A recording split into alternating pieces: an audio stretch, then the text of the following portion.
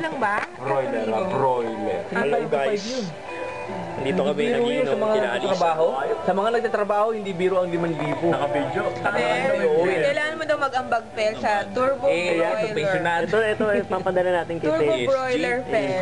3.5 daw to 5 Magkano? regalo para kay Eric. Mag-aambagan daw tayo. Kasi Yan, matagal ganun na lang daw yan. namin siya ng best man. Papagpagin lang Wala yan. naman tayong, hindi tayo concerned doon, di ba? 32 to 35. Pero sige, magbibigay na tayo tig 100. Oh, yan. Tapos ito si Owen. Oy, Owen, ang kapal ng mukha mo, bigay ka din. 100. Oo, yan. Oo, recorded. Yeah. Oh, ito pa. Oy, Paco, ikaw, magbigay ka rin. Kahit daw 200k pa ako. Oh, 200. Umuo. 200 dato. 200 ano yun? 1,000? Oh, ito na. Hindi. So, kapal naman ng mukha niya, 200 lang. Gusto mo ngayon eh. Ang daming abang.